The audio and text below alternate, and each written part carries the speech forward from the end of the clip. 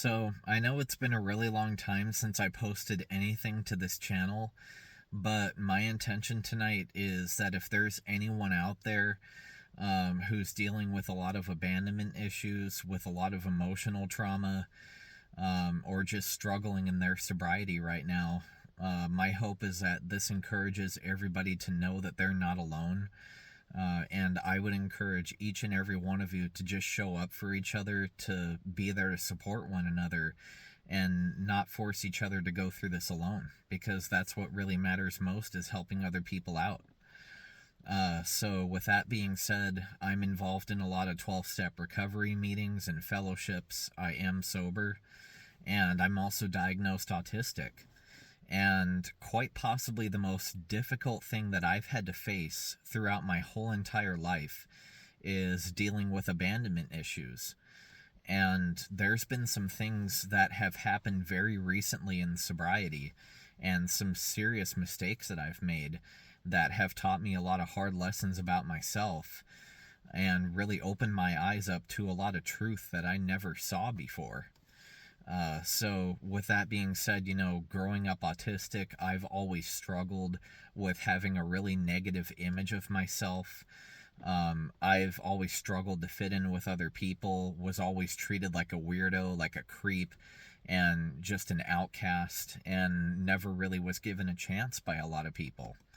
And on the few rare occasions where I actually did make some close friends with people who I thought I could trust, they all eventually just blocked me and ghosted me and cut me off with no explanation. And if you've ever listened to the song Creep by Radiohead, you'll know what I'm talking about, because more than anything, I just wanted some closure. I wanted to understand what it was that I did wrong so that I don't make the same mistakes again and push my other friends away. But when they didn't give me that closure and they didn't give me that answer, I became so desperate that I sent them an obsessive amount of phone calls, text messages, voicemails, would constantly bug them on social media, reaching out to their friends and their family for answers. And when they finally told me, it crushed me. They told me that I was a creep. They called me a weirdo and a stalker. And they told me that I was just too clingy and too obsessed and too pushy for them. A lot of them even told me all the reasons why being autistic and being socially awkward just makes me garbage. It makes me a horrible human being. And they told me that I deserve to be alone, that I deserve to suffer in misery and silence, and they hope that whatever I'm struggling with only gets worse.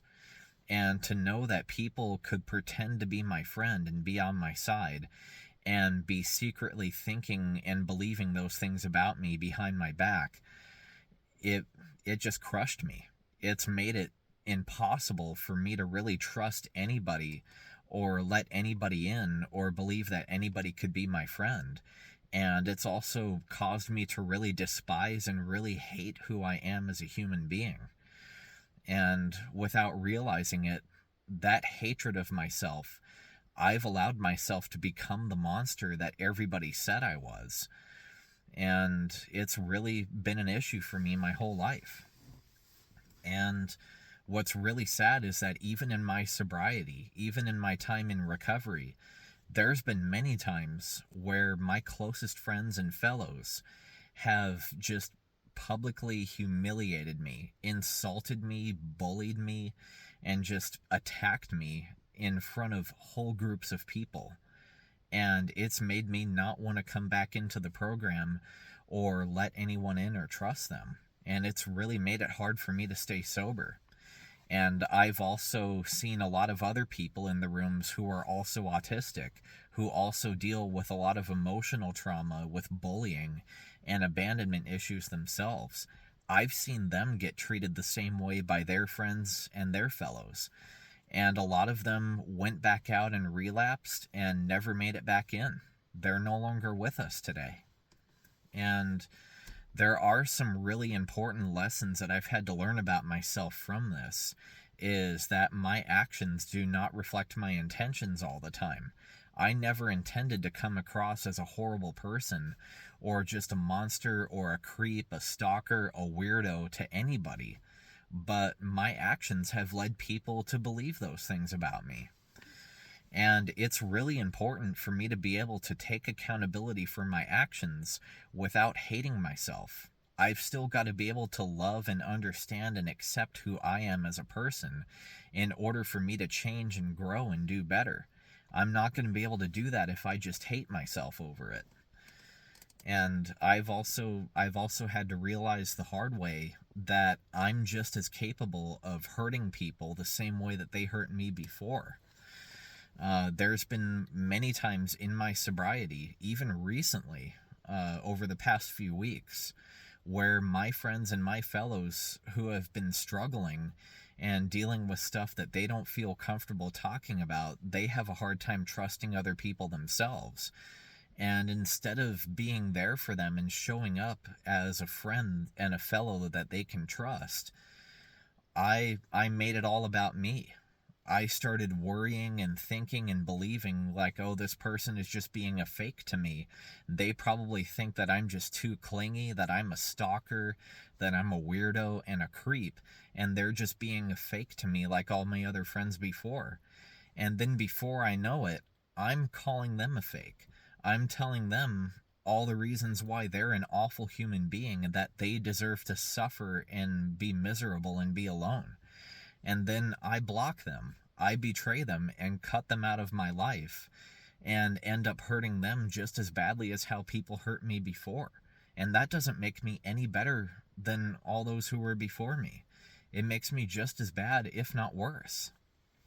And I've had to realize the hard way that if I'm not careful, I can pass that same cycle of trauma, bullying, betrayal, and abuse to my friends and fellows who thought that they could trust me and look up to me. And unfortunately, it's happened many times in my recovery, and it's taken me a long time to realize it. But I just hope that someday the universe will give me a chance to show these people that I'm sorry for how I acted, to make amends to them and show them that I'm willing to change and do better. But I also have to accept the fact that that chance may never come.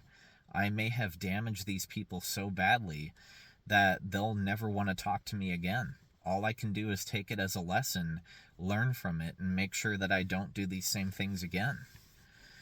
And with that being said, I think that all of us, myself included, need to be doing better for each other in recovery, because we've all been guilty of doing things and saying things to people that we're not proud of.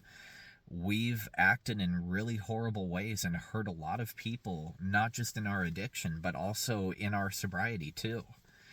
And it's really up to us to do better. And instead of judging and condemning and just shaming and hating each other for it, we've got to be able to show each other compassion and forgiveness and stay by each other's side and help each other, even when we do things that we're not proud of. That's what we have steps 8 and 9 for, is to own up to what we did wrong. And we have the fellowship here to help bring each other together so that we're not forcing each other to go through this alone. So hopefully anyone out there who's struggling with these same issues can take this as a lesson. Don't make the same mistakes that I did. And with that being said, we all should be doing better for each other. And with that, I'll pass and have a good night.